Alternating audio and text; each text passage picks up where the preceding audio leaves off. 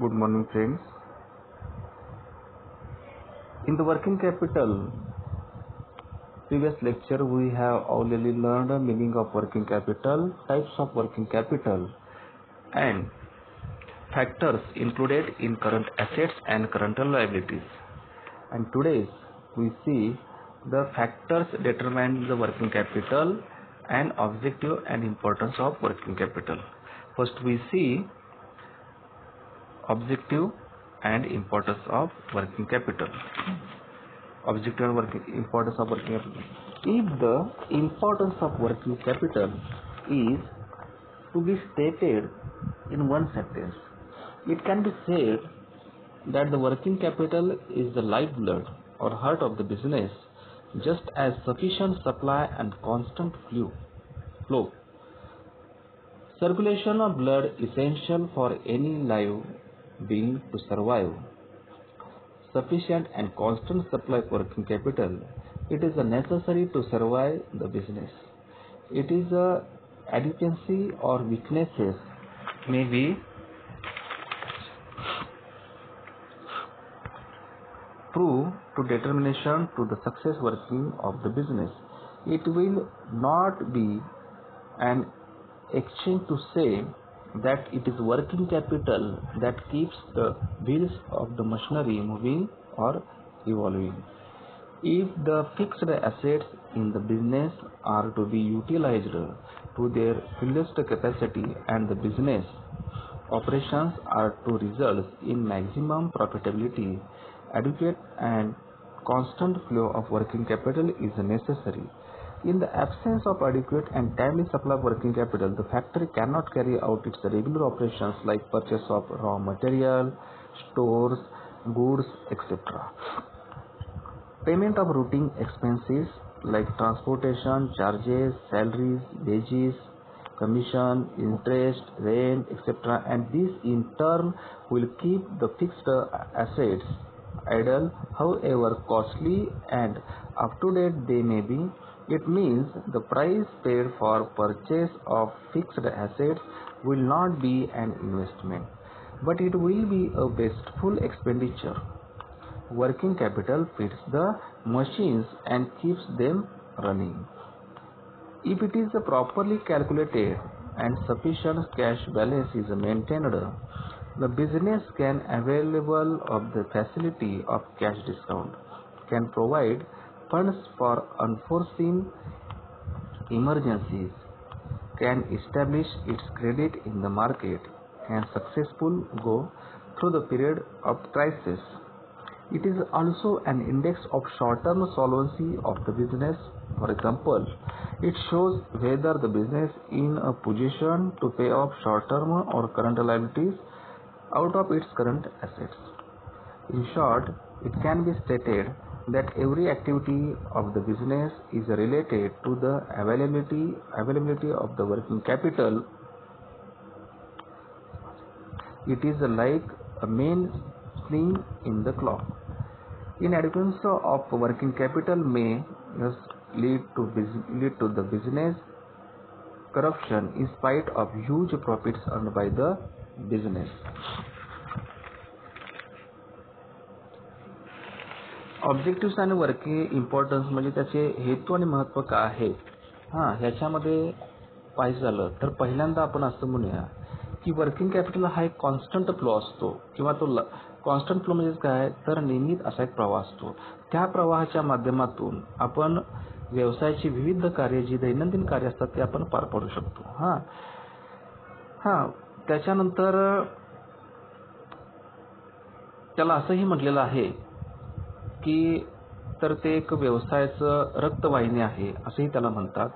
कारण जोपर्यंत तुमचं वर्किंग कॅपिटल व्यवस्थितपणे नसेल तोपर्यंत तुम्ही व्यवसायाचे कुठलेही निर्णय तुम्ही घेऊ शकत नाही. कारण व्यवसायामध्ये दररोज नवीन नवीन घडामोडी घडत असतात. त्या घडत असणाऱ्या घडामोडीमध्ये आपल्याला फंड लागत असतो. त्यामुळे फंड क्रिएट करण्याचं काम हे वर्किंग कॅपिटलच्या माध्यमातून केलं जातं. आणि फंड जर तुमचा व्यवस्थित सुरळीतपणे असेल, व्यवस्थितपणे तुम्ही मेंटेन केला असेल तर तुम्हाला उद्भवणारी जी विविध देणी असतात किंवा खरेदी करणं असेल किंवा काही देणी खरेदी करणे अशा प्रकारे तुम्ही हे खर्च भागवून तुमचा व्यवसाय तुम्ही सुरळीतपणे पार पाडू शकता. हे झालं याचं ऑब्जेक्टिव्ह आणि इम्पॉर्टन्स. त्यानंतर कोणकोणते घटक हे वर्किंग कॅपिटल परिणाम करत असतात. फॅक्टर्स डेटर म्हणजे वर्किंग कॅपिटल परिणाम करणारे घटक म्हणजे काय, तर जेणेकरून अशा घटकांच्यामुळे वर्किंग कॅपिटल कमी होतं किंवा जास्त होतं. कोणकोणते आहेत, तर पहिला प्रकार बघा, नेचर और types of business. The proportion of working capital is some lines of business activity is greater than in other lines. A trading company requires comparatively large working capital. Industrial concerns, on the other hand, require relatively less working capital. Basic and key industries, public utility concerns, etc. require less working capital as industry, public utility concern, etc. require less working capital as compared to the investment in fixed assets or fixed capital. A banking company requires maximum working capital. Manufacturing company requires large amount of working capital as their major investment in stocks and receivable. The concerns engaged in providing service require very little working capital as they operate mostly of cash business. व्यवसायाचं स्वरूप कसं आहे. व्यवसायाचं उत्पादन मोठ्या स्वरूपात असेल तर वर्किंग कॅपिटलची आवश्यकता ही जास्त प्रमाणात लागणार.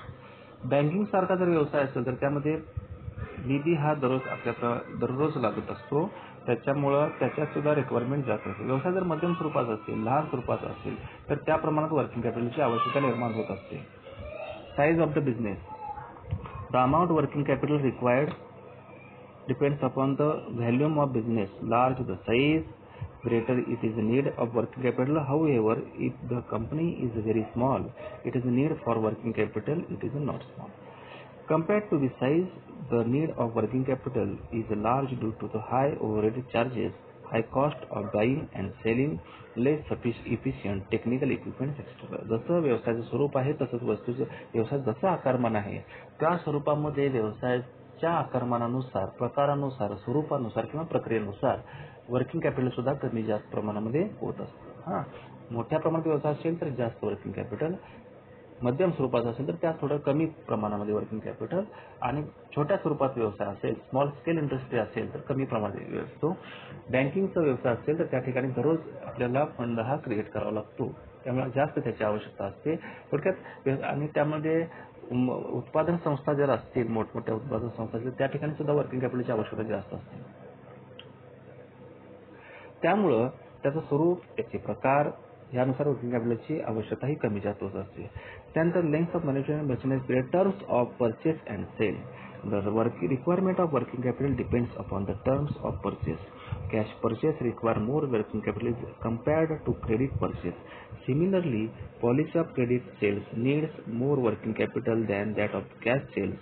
Cash purchase and credit sales require still more working capital as compared to credit purchase and credit sales.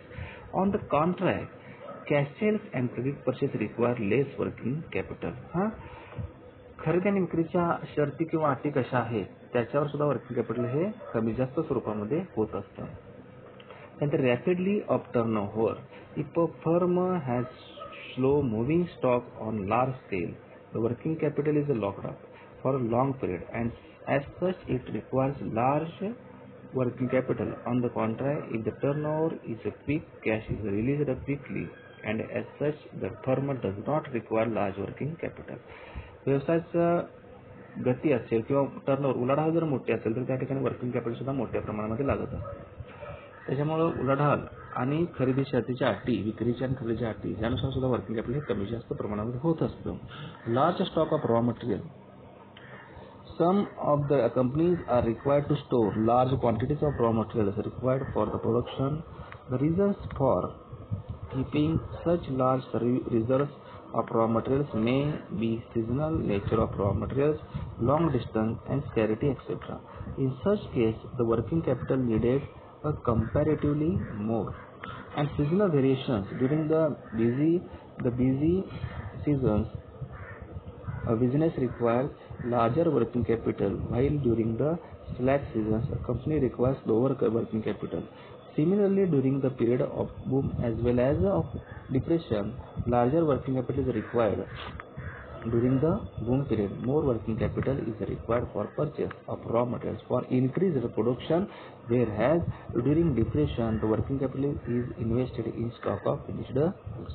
Working कॅपिटलची असणारी गती, टर्नओव्हर, त्यानंतर रॉ मटेरियलचं कसं प्रमाण आहे, त्यानंतर व्यवसाय स्वरूपात सिजनल स्वरूपाचं असेल तर त्यानुसार सीझन जास्त असतं त्यावेळी जास्त वर्किंग कॅपिटल लागणार. सीझन जर ऑफ सीझन असेल तर त्या ठिकाणी वर्किंग कॅपिटल हे कमी लागणार. थोडक्यात ते व्यवसायाचे जे परिणाम आहेत, फॅक्टर्स म्हणजे घटक जे आहेत वर्किंग कॅपिटलवर जे परिणाम करणार आहेत त्या म्हणजे व्यवसायाचं स्वरूप, व्यवसायाचं आकारमान, त्यानंतर व्यवसायाचे उत्पादनाचे कालावधी, त्यानंतर खरेदी आणि विक्री करण्याच्या शर्ती आणि अटी, त्यानंतर उलाढालची जी गती असते, त्यानंतर स्टॉक निर्माण करण्याची जी क्षमता असते आणि हंगामी स्वरूपाचा जर व्यवसाय असेल तर यानुसार कशा पद्धतीने वर्किंग कॅपिटल लागतं हे आपण आता पाहिलेलं आहे. उर्वरित प्रकार ज्यातील जे आहेत ते आपण पुढील प्रकारामध्ये पाहणार आहोत. धन्यवाद.